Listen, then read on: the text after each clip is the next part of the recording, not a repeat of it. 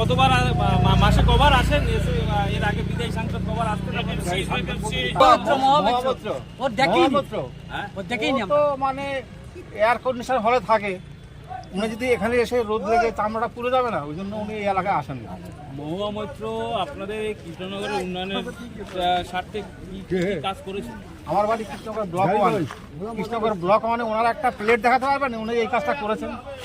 এমন কোনো কাজ উনি এই এলাকায় কোনো কিছু কাজ করেননি। একটা প্লেট আমাকে দেখান শুধু, যে ওনার নাম অক্ষরে লেখা আছে, এই প্লেটে উনি কাজটা করেছেন, এটার রাস্তা করেছেন বা অমুক একটা কিছু করেছেন বা একটা বিদ্যালয় করেছেন বা কোথাও উন্নয়নমূলক একটা কিছু টাকা দিয়েছেন, আমার চোখে এখনো পড়েনি। আরও ঘুরে ঘুরে দেখতে পারেন কৃষ্ণনগর ব্লক ওয়ানে ওনার নামে কোনো প্লেট পাবেন না। উনি তো বলছেন যদি আবার জিতে আসেন কৃষ্ণনগরের উন্নয়নের স্বার্থে কাজ করবেন। হ্যাঁ, উনি তো বলছেন যদি আপনারা যদি আবার ওনাকে ভোট দিয়ে জেতান, উনি কৃষ্ণনগর উন্নয়নের স্বার্থে কাজ করবেন। ওনার নামে যে দুর্নীতিটা বেরিয়েছে সেটা উনি আগে কন্ট্রোল করুক। উনি এখন আগামী দিন উনি জেলখানায় থাকবেন না বাড়িতে থাকবেন সেটা ওনাকে ভাবতে বলুন।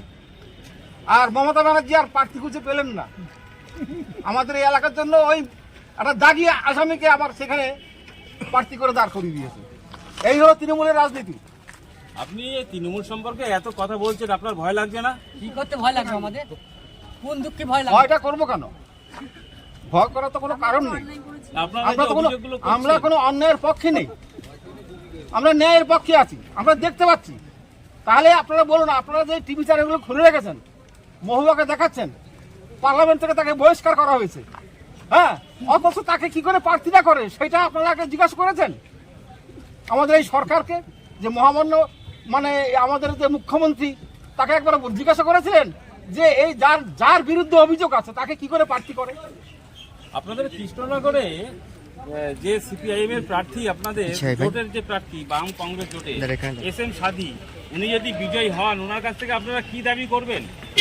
আমরা দাবি করব আমাদের এলাকায় ন্যায় প্রশাসন 1 নম্বর, এবং আমাদের যে কর্মসংস্থানের যাতে এই এলাকাতে বৃদ্ধি হয়, এবং যারা পরিযায়ী শ্রমিক তাদের উদ্দেশ্যে উনি কিছু কাজ করুক, তারা যেন ভবিষ্যতে আর বিদেশে যে কেউ আরব কান্ট্রিতে, কেউ ইউরোপ কান্ট্রিতে, কেউ আমাদের সারা ভারতবর্ষে ছড়িয়ে ছিটিয়ে আছে, তাদের আজকে সন্তান স্ত্রী বাবা মা ফেলে তাদের বিদেশ থাকতে হয়, সেগুলোও যাতে বন্ধ হয়, এবং পশ্চিমবাংলা যাতে আমাদের কর্মসংস্থানের ব্যবস্থা হয়, এবং পশ্চিমবাংলা যাতে কলকারখানা গড়ে ওঠে, এবং বেকার যুবকদের যাতে যুবক যুবতীদের যাতে মানে তাদের চাকরি বাকরি এবং কর্মসংস্থানের সুযোগ দেওয়া হয়, তাহলে আমাদের পশ্চিমবাংলার অনেক ডেভেলপ এবং উন্নতি হবে। এটাই আমরা আশা করব।